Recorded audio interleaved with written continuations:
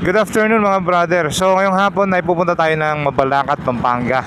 Or may napanood akong balita kagabi na merong nakakalokong government project dyan sa Mabalacat na bypass road ito na umabot ng 6 na taon bago buksan. Dito ang use nitong carrying to for the last 6 years, pambigat ng palay. Bakit naman ganon, di ba? Ang daming ganito all over the country. Utos ng Pangulo natin. Sabi niya, DPWH pwede ba? Bago ka mag-isip ng mga bagong proyekto, tapusin mo muna yung mga hindi natatapos. Kaya matagal natin natapos to? Ngayon po, parang wala pang 2 months nagawa na natin, na-complete na natin. Ano naman palang ganun eh. Hindi tayo dito para mag-celebrate o maging masaya. In fact, dapat nga mag-sorry tayo sa mga kababayan natin na ganito katagal na hindi natapos to eh. Less yung traffic sa MacArthur Highway.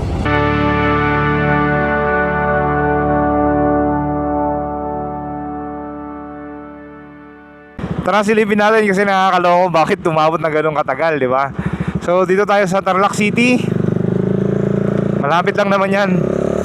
Hindi na ako nag-expressway dahil tamang tipiran na sa panahon na yon. So mahal ng gasolina. So yung pang toll gate ko, yung toll fee, gagamitin na lang natin pang gasolina. So hindi ko pa sigurado kung nasan talaga yung location ng kalsada na yon, pero I think konektado yun sa NLEX. So tamang tanong-tanong na lang tayo doon. Ramdam na natin ang init ng summer. Kasi nung nakaraan biglang nag-shift yung weather, di ba? Biglang lumamig.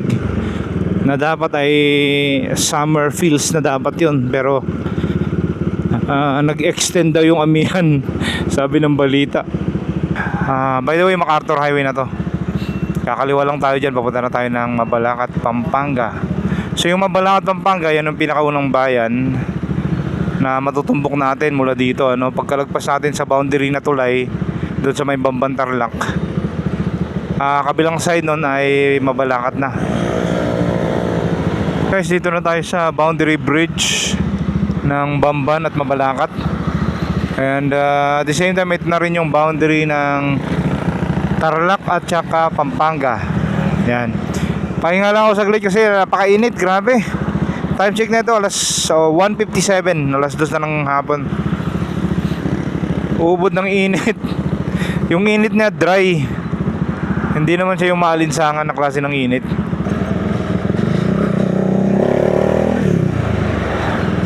Bossing, tanong lang ako. Yung bypass road na Mabalacat, ito yung may kahapon yung pinuntahan? NLEX? Yung mali maiksi lang? Oo, yung labas ng NLEX. Oo. Di makasok dito. Tapos makikita nyo na, right, Right ah. malaking daan. Okay, salamat. Sikat na sa balita yun eh.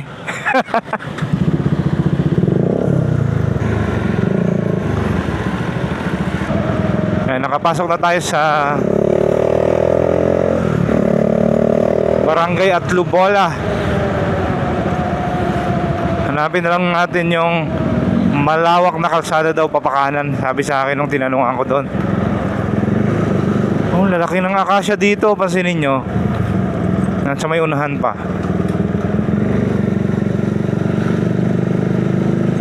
Wow.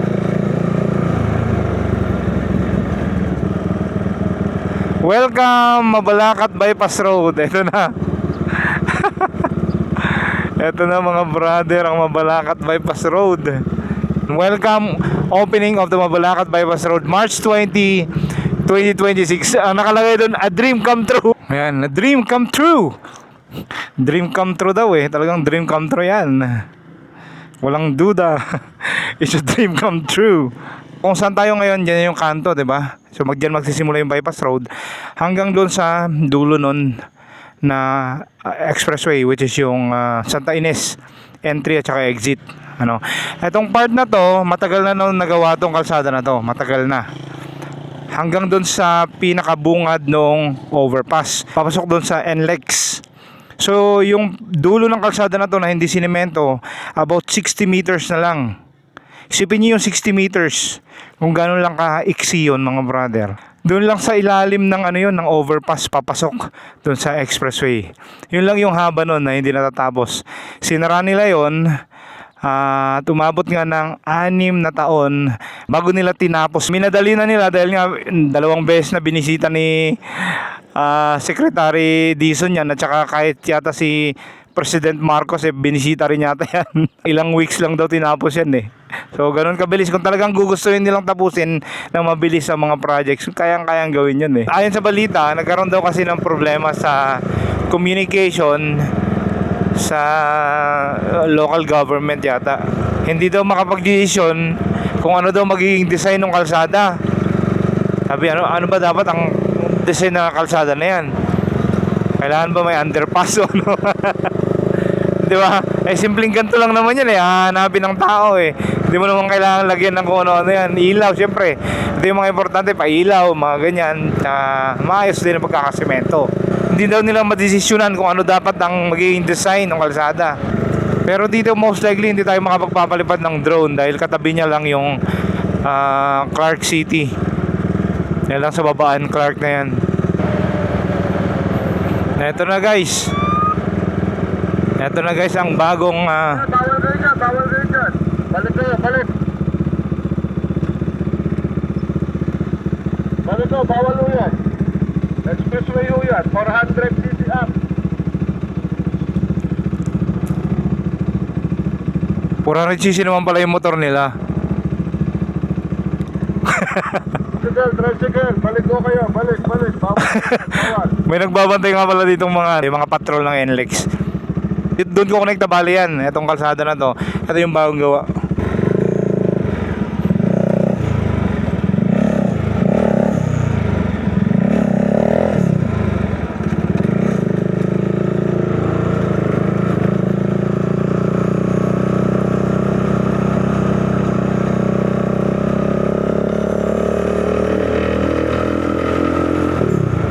Yan.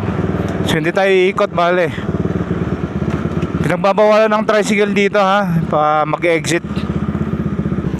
Yan, tapos yan naman yung papalikod dyan. Entry naman yan pag galing kayo ng Magalang papunta doon sa expressway. Ito mga to, pumapasok na yan. Ito dito tayo lumabas kanina, itong exit na to na manggagaling naman sa expressway. So dalawang option nyo na pag-exitan pag galing kayo sa expressway, ano? Pwede na kayo dito mag-exit at doon sa bypass road, doon nandun sa pinanggalingan natin. Dati kasi dito lang kayo pwede mag-exit eh. So kung minsan nagkaka-traffic na dito dahil kumpul-kumpulan na, isipin nyo nagagaling sa Magalang at saka nagagaling din dito. Tapos meron pang lalabas dito galing expressway. Ito talagang madugong traffic yan, ano? So ngayon pwede na silang dumiretso doon sa exit na yon at lalabas naman sila kung saan tayo pumasok kanina. Matanong ko lang, kailan natapos yung kabuuan ng bypass road? Yan yata yung yung 60 meters na sinasabi nila. So ang dadaanan niya lang sa ilalim ng overpass. Ang epic. Kaya nga. Dahil dumaan ako doon kanina. Aha. Kaya nga eh. Kasi paglabas mo doon, baka traffic din doon sa may MacArthur Highway. Pero at least meron ng option na dalawa itong lalabas dito sa expressway. Pwede na doon, pwede na dito.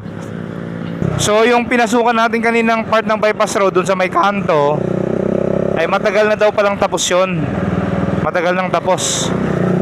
Pero yung huling part niya, yung last part, yung 60 meters na dudugtong na lang doon sa expressway, yun daw yung sobrang tagal, inabot na ng 6 na taon. So weeks lang daw siya ginawa. Kasi usually mga kalsada, di ba, umaabot pa nga ng taon yan eh. Pero doon, minadali na. Since mabilis naman tayo doon sa update ng bypass road doon sa Mabalacat, daan muna tayo dito sa isa sa pinakasikat na pasyalan dito sa Bamban. Puntahan natin yung Bella Montana. So recently lang, meron akong camping din eh. Sa Bella Montana, nag-camping ako dyan ng overnight nga pala. Nakalimutan kong dalhin yung duyan ko para magduyan-duyan sana tayo doon.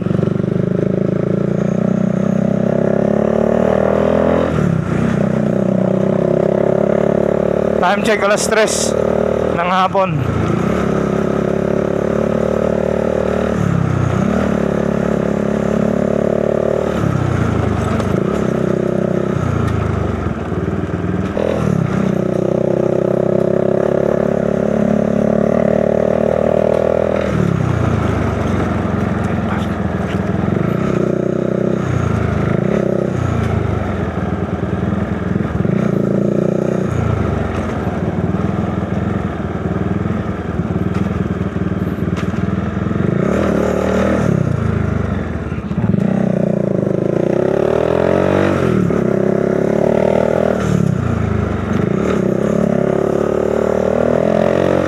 Bili tayo ng mainom.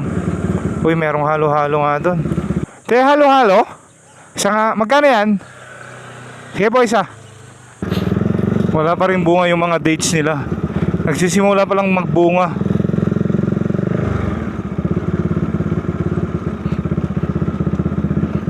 Predator lang. Hello, good afternoon, sir. Bali, 50 pesos per head po. Okay po, thank you. Ay, yung mga bunga ng dates mga brother, yun.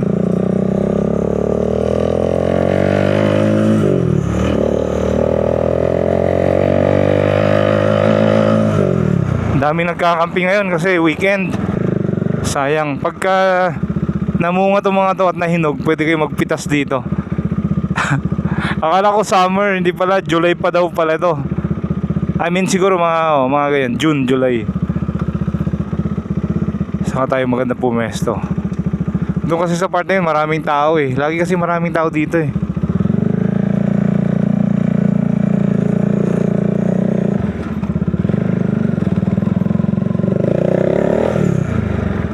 Ayan, ang daming tao. Saka tayo pwede pumesto, no? Dito na lang tayo, malilim. Alright guys, pauwi na tayo. Tapos na tayo magmerienda. Ang dami ng tao. Pakadami na, halos punong-puno na sa taas. Kahit dito rin pala, punong-puno na. Bye bye Bella Montana.